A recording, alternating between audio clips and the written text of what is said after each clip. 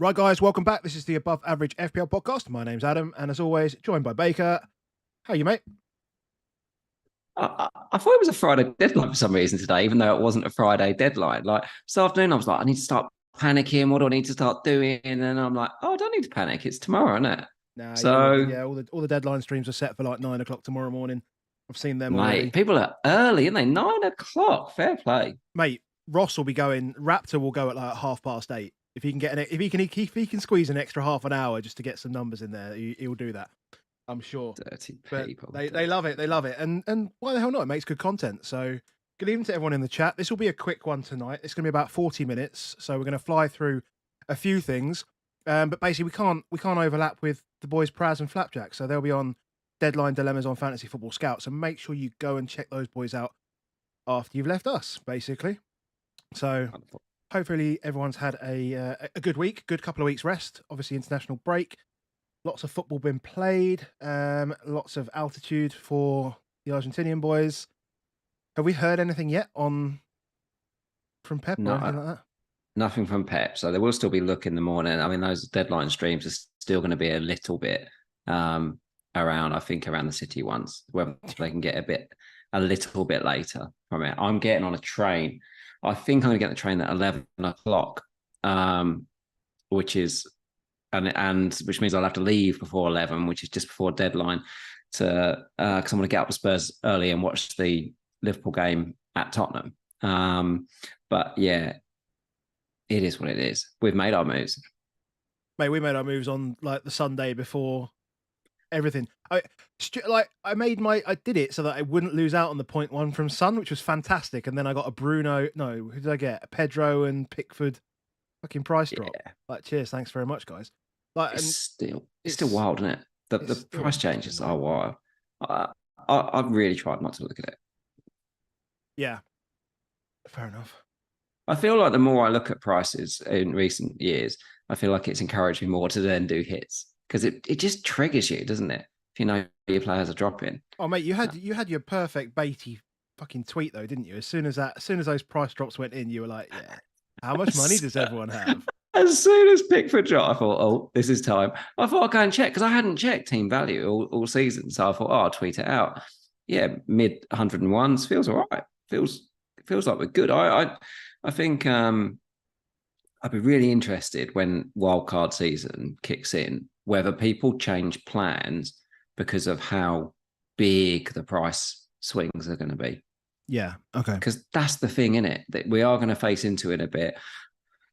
What's right for your team versus how much money is it going to lose? Because money, definitely. When we've seen wildcards, we've had a few in our patron. Steve in our Discord's been on wildcard this week, and we've all been sort of working with him. But money is tight because you all want Salah back in your team. Yeah, that's something that I missed in our little Spurs WhatsApp chat, was just the fact how restrictive Salah is. Because, you know, our mate was just showing us our team, and I was like, you must surely have like, I was only thinking like up to $1 million, right, in the bank. I was just thinking, oh, you've probably got $1 million in the bank, or it's just short, so you can go like a Bruno to a Son if you got 0.7 or whatever. He was like, no, nothing, absolutely not. Salah's just blocking absolutely everything, so you can't have it all. Yeah, with Haaland as well. With Haaland, obviously. Obviously. So yeah, it does start getting restrictive, and obviously we've got big decisions to make between these sort of £8 to £9 million midfielders. Because if Son does just become a staple, like if he takes a penalty and he smashes it this week, and suddenly you've got everyone wants Salah, and everyone wants Son, and everyone wants Haaland. Suddenly, over a third of your budget's gone on 3 players. Yeah, exactly. It's going to get tight. It will do. It will do. Meg, FPL Cat Lady, says, I don't care about price drops. I manage my FPL team value like I manage my real life money recklessly. I love it. Yeah. Why the hell not? Cool. So where are we going? Are you going to have a look at these 11-ify things, or do we want to look at the fixtures again? Remind ourselves. I mean, like everyone. We're constantly looking at tickers this week. Just as a reminder. We might as well, because there are a few bench decisions and stuff in there. You've frozen on there. That's not good. Hold on one second. I will fix that. I have frozen on the screen. Literally on the screen. Watching this one. Well, that's because something I don't know why that is. But hopefully, if I just delete you and then bring you back, or maybe not that at all, that doesn't work at all. I wonder if I bring you in from a different camera. Why, whenever these freeze, they never freeze in a flattering way, do they? No, never. Like if you saw burning questions this week when I froze like 3 times, it was like the worst thing ever. And they seem to have technical issues like every week at the moment for some reason. No, you've absolutely frozen on there as well. Jesus Christ, this is not good. Well, let's just see if it comes back. Well, you have a chat. It will come back because I'll fix it. But yeah. So, what fixtures do we look at first? All the fixtures? Well, all the fixtures are on the screen. Okay, so hop on, hop off. We've been looking at lots. So I think the first question is on City. If we do get a leak in the morning, would anyone take a hit to dump a Man City person? So a Foden or an Alvarez? Yeah, I could quite happily bring in Maddison. So if Foden I don't mind was out, you'd take the hit on Maddison? Yeah, why not? Why not? I mean, like my other option is to go double Chelsea defense. And which one do I think has the most upside? Double Chelsea defense or Maddison? So just take the -4 and play with that. It does. I mean, it makes no odds next week. Well, no, it makes it harder next week, I suppose. That's the only thing. I think. I don't 100% know whether I will or not. I think you feel every week exposed when you don't have Bumo. And I look at this and think he's potentially my transfer next week with Everton and Forest. And actually, if Foden's not playing, I probably would just go and bring him in early and take a hit and do it. Yeah. Fair enough. Well, let's talk through these games. Let's go in reverse order. So we'll talk about the rest ultimately, see if there's anything from the rest. And then because Korf's saying that 90% of the chat are Son and Maddison captainers here for pure reassurance. So we'll keep you hanging on until we discuss that. You'll be fine. That's not what I want. You're gonna get plenty of reassurance from us. I was going to say, who are you going to speak to? 2 Spurs fans and see how they feel about it. Two Spurs fans who transferred him in before the week had even finished. Yeah. Yeah. You're not going to be surprised by what you're going to hear here. So the rest. So the data here is coming from 11FI. If you don't check out 11FI on X/Twitter, go check him out. Fantastic graphics. There was a couple of options as to what they wanted to do here, but we thought we'd snip away, the fixtures into sort of groups and talking points. And there's a couple of teams here that are worth thinking about in a few weeks, but I don't think there's anyone really rushing to any of these teams. So we've got Villa versus Palace, Fulham versus Luton, and Forest versus Burnley for those that are listening on audio. I think initial discussion, there's a lot of people with Johnston. And Johnston, is showing as having a 24% chance of the clean sheet versus Turner, who most people would have as the alternative, who's got a 34% chance. He's got about a 24% chance of playing, isn't he, at the moment? Well, both of them. You never know where we're at on that space. But what you do think is, on Turner, he ain't going to come off the bench. Like, that's very, very unlikely. So I think I would start Turner on this, especially after the news today that Gahey's out for Palace and Czech Doucouré is out. Yeah. So one of your defensive, is it Doucouré out or Lerma out? One of the two. One of them's in trouble as well. But Gahey on his own is a big deal. You suddenly down to James Tompkins, and Villa have been strong attack at home. So I would definitely play Turner over Johnston this week. That's my first. Yeah. That's fair enough. I mean, you're either going to be getting an Onana against Brighton, or you can get Pickford against Arsenal, which is fun, I guess. Yeah, chat saying Lerma. Slow that out. Yeah, so Lerma's out, Gahey's out. Yeah, well, if you've got Villa assets, you play them this week, 100%. 100%. Fulham, Luton. I guess, look, Luton, Morris, Luton's expected goals for this week, 0.9. Doesn't feel so great going early. I thought early the week maybe it does. You look at it like that, you're like, Christ, it's not ideal. Yeah, this is again. This goes back to what we were talking about the other day, and when we were talking about with Luke, like Luton 0.9, like it's just ridiculous to think that we're all going to double up, or people are going to double up on Luton. Like when they've got a chance of 0.9 goals against Fulham. I mean, like this is just. Yeah, I mean, well, I guess it's not. It's not just. It's not the opponent really that's driving the not. I mean, there's a weighting of fixture difficulty, but this is about as easy as this fixture gets for them. It is, but let's just say it's 0.9 goals, right? How much of that is probably going to be Morris involvement? It's probably 0.7. Well, and therefore you think, well, actually, I might get one return out of that. That'll do. Maybe. But I don't think, looking at it, if I had Alvarez, I would duck out of Alvarez to Morris early looking at that, because I'd be thinking, if I got Alvarez against Forest next week, I could make that up and much, much more. So Alvarez, I don't think I'd duck out of, even if we hear he's on the bench. Because what you could see, one of the things that I think that does come into play is that if Alvarez doesn't play, then there's more of a chance that Haaland comes off early, because they've got someone that could come on and replace him. True. So that's the thing. We're moving into those other games straight away. Yeah. Let's try and just sort of keep to these ones for now.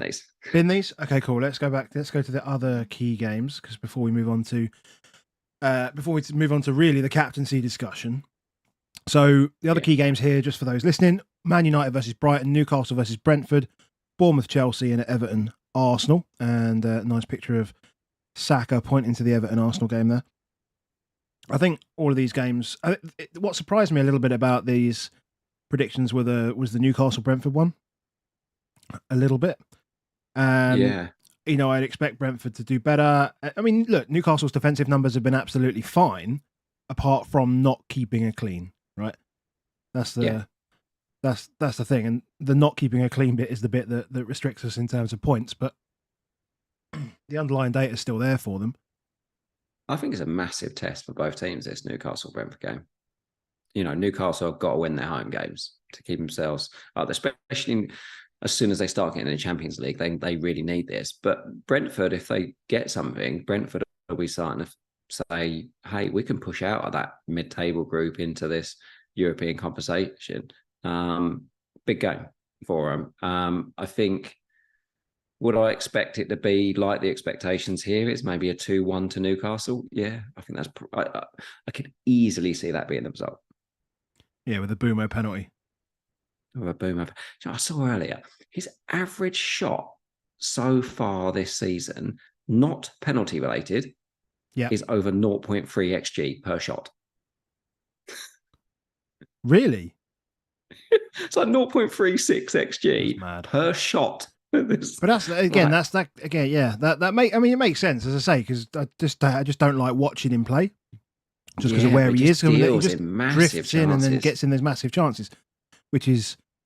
You think about the one that he missed against Tottenham. You think about the one he scored, the 92nd one, where that was like 0.96 with a cut across, and then the one last week was like 0.7 or whatever it was. And the miss was like 0.3 that he had as well last week. I think it's like 7 shots in total he's had for the whole season, and that includes 2 pens. Yeah. But they're just massive. So get it. I wouldn't be worried about playing Boomo this week. Certainly not. I think he's still good in any game. Bournemouth, Chelsea looks like a score draw, and it feels like a score draw. Yeah, I do. Yeah, I do think that's probably going to move that way. It is a huge game. Do we know anything about Chelsea's? Is Mudryk now back? I asked this question midweek, but is Mudryk now back? I don't know. We don't know. Harry's in the chat. Harry will tell us. Yeah, Harry, is Mudryk back? No, this is it. I asked Harry on Tuesday. Tuesday. Just from Chilwell's minutes point of view, I guess. I think we're still pacing into looking at these every week and thinking they're not banking clean sheets. Any of these ones. United, Brighton, Newcastle, Chelsea, Arsenal, even Arsenal, like expected goals for Everton 1.1. Yeah, Their but they've home got form's all right. their home form's fine. But we know they've got bad finishers, so that's really they have been unlucky. I think there's two ways of looking at it. You can call them unlucky. You can just call them bad finishers, right? Because like Dan Juma's Dan Juma's XG is low key quite good. I can't think of the numbers off the top of my head, but it's low key quite good at the moment. His Yeah. non-penalty XG is up there.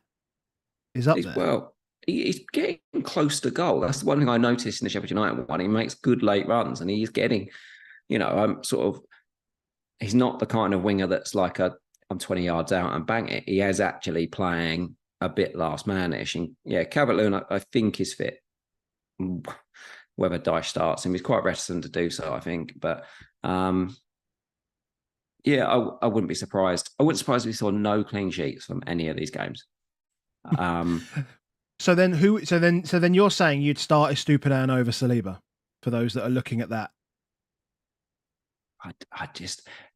I look at it and go, well, at least there's a chance with Saliba. I look at the Man United Brighton one. De Zerbi did say about Hayes had a long journey on Estupiñán as well. Oh, so I've currently got Estupiñán on the bench. It's a worry. I think that's reasonable. I think Saliba's the safer bet. I don't think. Look, Everton have had great fixtures so far, objectively as well. So their XG is inflated by the fact that they've had better fixtures at the moment, and they're gonna these harder fixtures.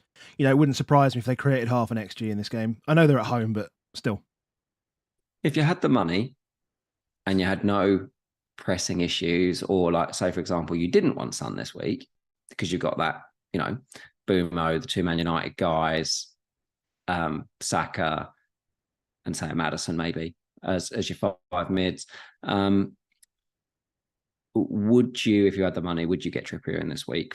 And if you did, would you get him in for Saliba or Estupiñán? Because that seems to be the common one that people are looking at.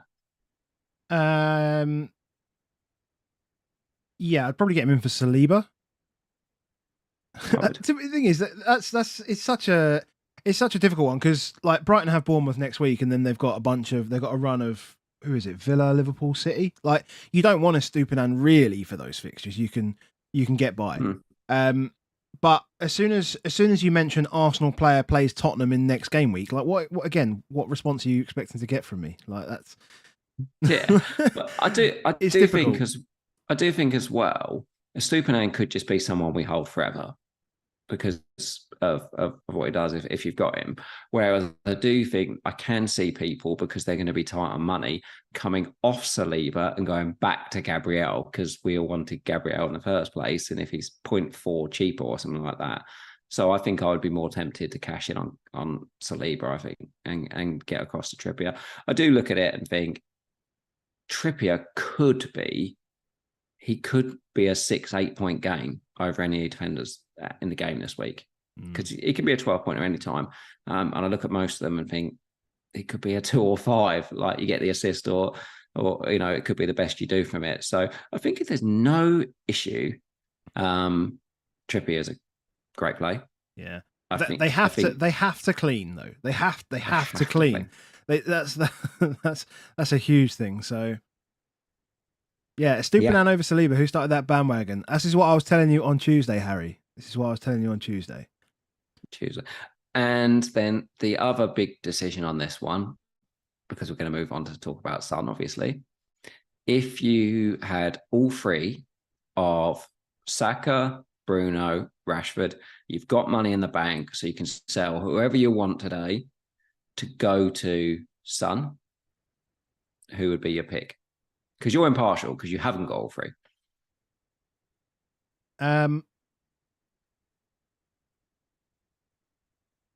I think I'd probably sell Bruno at this point. It's tough because it wouldn't be Rashford. So, it would be between Bruno and Saka. I mean, if you're not selling, say, saying sell Saka when next week he has Tottenham, then I feel like that adds a lot of weight to it. I think if I'd have had the money myself, I would have done Bruno. Next week is going to be carnage. Like next week is going to be like one of the most ridiculous North London derbies you'll have ever seen. I think it's got a feeling like that 5-4 game is coming up because there's no team that's attacking like Spurs at the moment, and we've seen in the last few years that Arsenal do step up against us. They've been good the last few years, so it's going to be a really good game of football. I'm going to absolutely hate it, but yeah, I also think that Burnley Man United will be, because something about Saturday night games, those like late games, and that's an 8 o'clock Saturday night game. They just always seem to be goals. Yeah. I fancy that to be a goal fest. So I would. Yeah, I would back Saka to score at home against us next week. Yeah, I would hedge my bets, but God, you just know whichever one of the United assets you're going to get it wrong. Like I've taken Rashford out, and I'm like, well, that one's definitely going to go wrong. But I think if I was taking Bruno out, I'd be that. And because I'm not sure on either of them, you just end up with paralysis where you don't take either of them out. Yeah. But push come to shove, Bruno for you, Bruno for me, out of the three of them. Sounds good. So before we move on to the captaincy discussion and then our teams, just a reminder, if you are here and you do like our content, make sure you hit the like button and make sure you hit subscribe. We've blown past 6,000 subs, so thank you to everyone. Not going to mention it every 1,000. Just get us to 10k and we'll leave it at that. Fuck's sake, come on. We'll just move on to 10k. We'll be good. So thank you very much for all your support. Thanks to the guys in Patreon for their support. 6k is mental though. 6k is mental. It's mad. It is mad. I'm actually eating. Sorry, but yeah, no, it is 6k. I'm open a beer. 6k is mad. I would have a beer, but my ear is playing up and I'm on paracetamol and ibuprofen, so I shouldn't. It's not antibiotics, I know, but and a beer's a long way away. So cheers. I might have one when we're finished. Picture in it. That's nice. What beer is that? It's a Whiplash Never Cursed. That's the term. There you go. If you are a small brewery, feel free to reach out. We'll be quite happily review beers on here. No problem at all. We'll happily just drink your beer and promote your beer. Yeah. Anyone with beers. Oh, this is an interesting little development. Look at this. Oh, was that the perfect height for the jaws of the croc as well? Did you notice that? Yeah. No, I did not notice that. Like it's right in the middle. Perfect. Beautiful. Cool. So yeah, hit like, hit subscribe, and sponsor us for beer. And sponsor us for beer. That's it. That's the message. Let's move on to the big 3 games. So the captaincy options in here. So we have Wolves, Liverpool. People are talking about potentially going against Haaland with Salah. You have Spurs, Sheffield United, where you've got Son and you've got Maddison, and then you've got Haaland, basically. So let's start with Salah. Okay. So Trent's out. Yes. Van Dijk's definitely out. That's his second suspension, isn't it? Second suspension. Second. Konate has done some training, so I don't know if Konate potentially does come in and then Gomez can play right back, and then that's fine. Yep. But if not, we're not exactly sure who'll play over there. Salah. I like it. I think it's a really good fixture for him. I think Wolves are quite exciting in terms of how they play, so I think it will be a bit back and forth. Is it enough? If you had Salah, would you captain him against Haaland? No. Because would I captain him against Haaland? Maybe. I wouldn't captain him against Son. No. But let's start with what it is, because like I say, we've talked about it already. Not a lot of people have all 3. Yeah, but okay. If you've got Salah and Haaland and you've not got Son, do you think you should take on Haaland with Salah? No. If Liverpool were at home, that would probably switch it for me, to be honest. I would probably take him on at home. Like if Salah was at home, I'd probably take him on. The only positive potentially about the Trent thing is that we might see more attack down the left, which might come across to his right. But I suspect they'll just use Szoboszlai a lot more. I mean, like, this wasn't Tottenham, Sheffield United, Szoboszlai this week I think would be a fantastic punt. Suddenly, got a lot more set pieces, will do a lot of creation. Yeah. Like I would not be surprised at all to see him with a double-digit return this weekend. But no one's doing it. Does anyone know how long Trent's out as well? Don't know, because I saw some pictures earlier in the week and he was training and doing stuff in the gym. So I don't think it can be a huge problem. It's a bit of a shame because I'm actually low-key quite high on Liverpool. I think that they're going to be a big shake-up for a lot of us. I just feel like they're probably the challengers for Man City. And I think, they've got more points than probably they should have got when you consider they've had 2 men sent off. And, if we start seeing players not get sent off and all the right players on the pitch, I think Liverpool are going to be a really exciting team. Where the points will come from, I'm not exactly sure on that at the moment, because you just don't fully know what that forward line is, and you don't know how much the midfield are going to get involved in anything. We haven't even seen if, think about it, like Salah missed that penalty. We don't know. Mac might be on pens. Yeah. I don't know. I just can't see that. Salah's the big dog still in the team. He's still the big dog in the team. Like, if anything says I'm the big dog, it's I'm not going to Saudi. Yes. Yeah. Right? Yeah. It's like I am the big. But there was dog. that was the conversation. Was like, by the way, I didn't go. Yeah. Just to remind you all that I'm still here. Mac played 85 minutes, didn't he, midweek in Bolivia? Yes. Not ideal. Yeah. Not ideal. All right. So we're not taking on Salah. We're not taking Haaland on with Salah. Should we do Man City next? What do you want from Man City? As in, like I don't think there's. So are we thinking like, do we need to move off? Do you want to move off Foden? I mean, we've already mentioned like what you would do in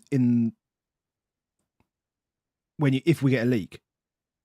If we get a leak, then there's a decision to be made. I think otherwise, I think you just have what you have, and if you want to captain Haaland, then go for it, because he's a good captain. He's a really good captain option this week. Let's not pretend that he's not. Yeah, I would say that if Haaland, if we got a leak that Foden was not playing, and actually even if Foden is playing, and you had the money in the bank, that conversation we had earlier about the Man City people or Saka, I'd probably still get rid of Foden. Okay. Over them.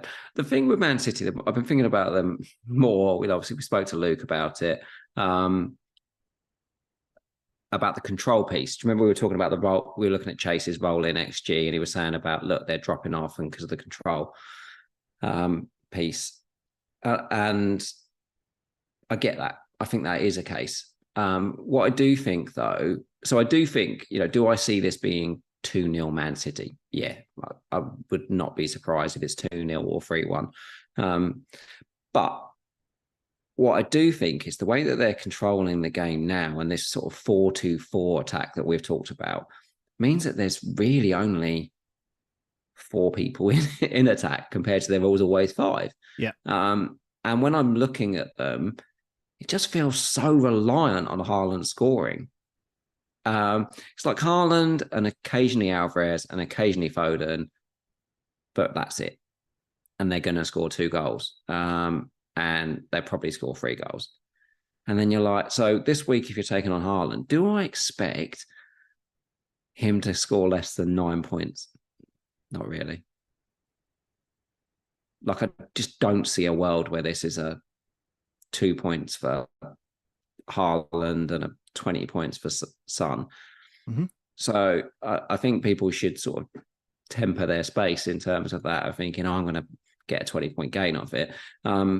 We might do, but I think we'd be very lucky, because what's the chances that Man City don't score 2 goals in a game? It's just so unlikely. And then you're like, well, the chances they don't score, or they do score 2 goals in a game, and he has no involvement when they're attacking with less numbers. Yeah, I just don't see it. I would really wouldn't be surprised if this is 2-0 Man City. and he scores one and makes one or scores both. Yeah, no, that's fair. But the team above are expected to score 2.4 goals this week. The man that's playing up front is a midfielder and gets 5 points for it. He hopefully starts on 3 points because hopefully we keep the clean, because we actually have the best odds of cleans of any team you've looked at so far tonight. Strangely, it might be it might be better for Son if we don't clean. Yeah, it could easily be. Yeah, well, you think we're he'd not gain thinking that. You think he'd gain 2 points? We're thinking he's scoring at least 2 goals. Well, this is true. So it doesn't actually matter. It doesn't matter because once you start banging 2 in, that's how it happens. Yeah, that's how it happens. He's 2-1 this weekend with the bookies to get an assist. That's pretty good, in terms of that this week, let alone that. So it might not be even 2 goals, but it's just hard to think that we don't score. I've never known anything like this, actually. Not even Pochettino times, because I feel like Pochettino times we were like fighting against the tide. Always, it was very much team unity in fighting hard, pressing hard, scrapping hard. Yeah, but later stages just controlling games rather than full on direct pummeling people. But as a feel good factor, this is the most feel good factor I've had in supporting Spurs. Well, it's your tweet earlier, wasn't it? Over 4 years old. It's your tweet earlier. I think says it all. You can't get tickets. You can't always get tickets. You can't get tickets easy. for Sheffield United at home.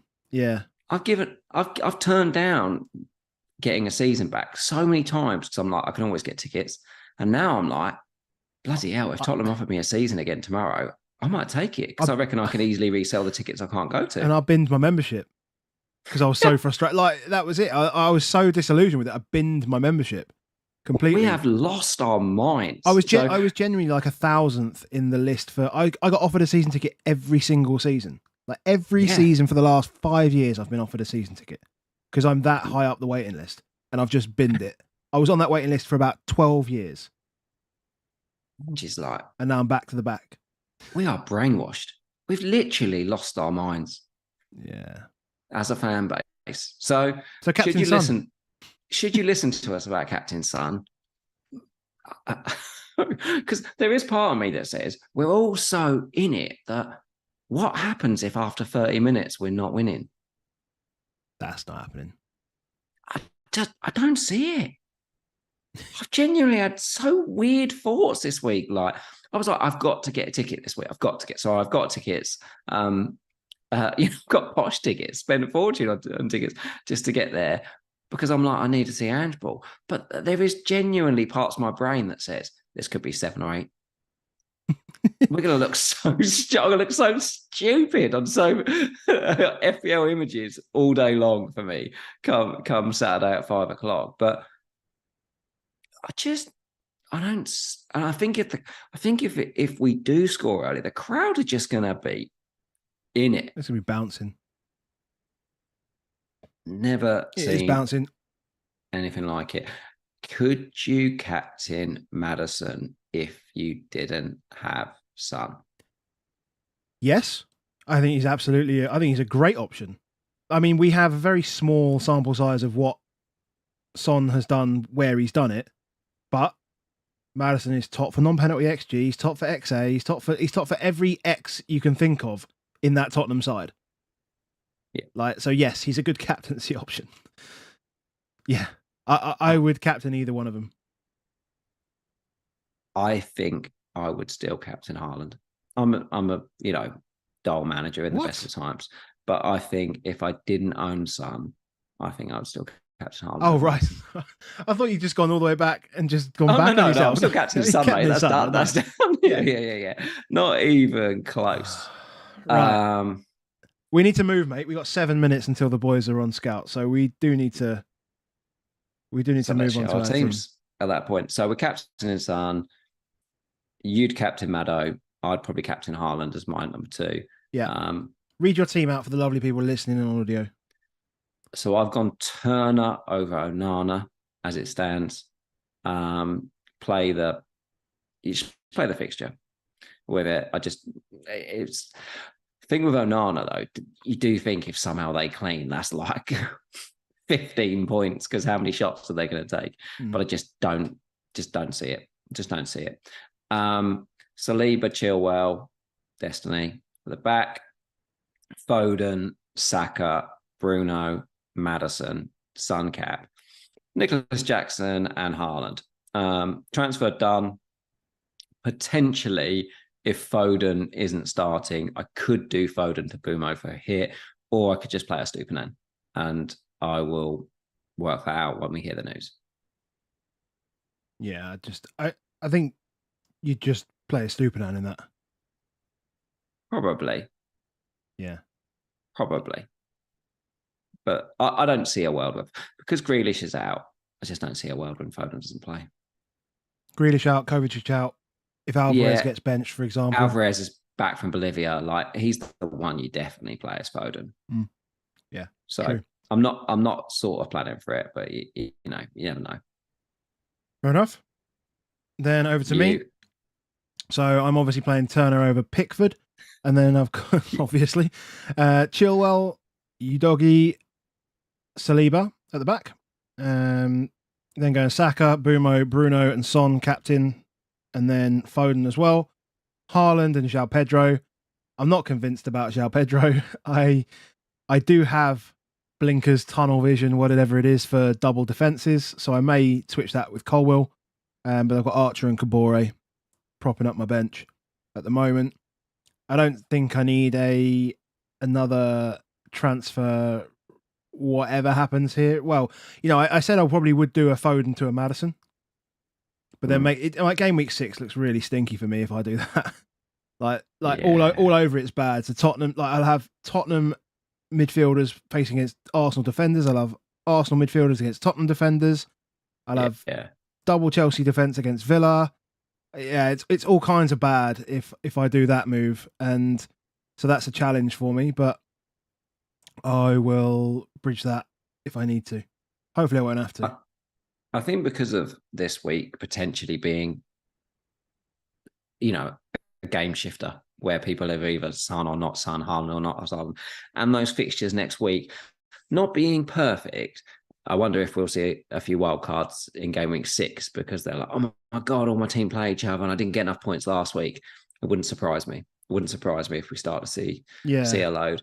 I mean, like Bumo blocks like a Newcastle move for a hit if I wanted to. Like, I wouldn't feel comfortable doing like a Colwill or even a Kabore. I could get up to Trippier and just go, I'll just get him in now for the rest of the fixtures. And I go, good. My very first fixture that I get to play him in, I have to hedge against Bumo. Like, it's just, I just don't, I really hate it so much, man.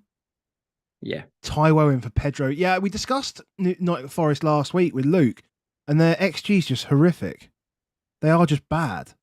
You've got no issues at all next week, though. Like, none at all. So, like, whoever you bring in this week has to return, as opposed to, it just feels like an obvious one that you could look at next week. And I think I would leave it for you. Wherever you do the Colwill or Pedro space, hey, that's for you to work through. De Zerbi praised Pedro when they talked to him about Ferguson. He also said he thought Pedro played well. I mean, I watched that game. I did not think Pedro played well, but he said he did. He did say today that Fati will play some part. We don't know who that is that's there. He talked about Buonanotte and Estupiñán on a long journey, which makes you think March is probably like the most nailed of the ones that are there. But yeah, I think, look, it's such a big game, Brighton Man United. That's a huge game.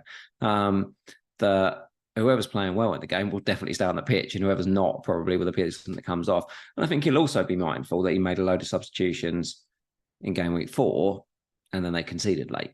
Yeah. So I think he might be a little more cautious with it. I think you'll get good minutes out of Pedro. Nice. Well, cool, man. So weekend for you is football tomorrow, Thought tomorrow. Podcast Sunday. Yeah. Podcast Sunday. You say you're podding on Monday as well? Yeah, I didn't mention it to you. Yeah, so I am podding on Monday. Just need to remind myself. There's a guy called Ben.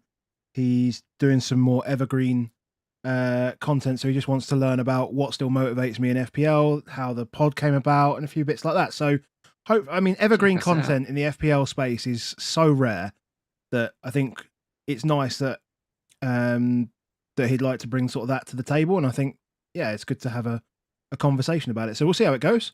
I'm sure it'll be good, and I will link his channel when I get it down in. Well, I'll retweet the hell out of it, I'm sure. Yeah, because I'll be on it. So that'll be absolutely fine. Guys, on the way out, make sure you like, make sure you subscribe, and go follow us on Twitter at AboveAverageFPL, at BakerFPL343. And if you want to keep the conversation going about FPL, the guys over at Fantasy Football Scout, Praz and Rich Flapjack, are going to be on in about 60 seconds, I think. So, feel free to go over there, tell them where you came from. I know Praz was here earlier on, but yeah, we'll leave you in their very capable hands. Good luck for game week 5. Convos? Anyone's got any questions, anything like that? If you drop them in the chat, we'll try and answer as many of them before deadline in the morning. We'll put it as a comment on the video rather than in the chat now. Let the stream end and then put them in the comments, and then we'll go from there. Cool. Sounds good. Have a good week, mate. Good weekend. Come on, you Spurs. Come on, you Spurs.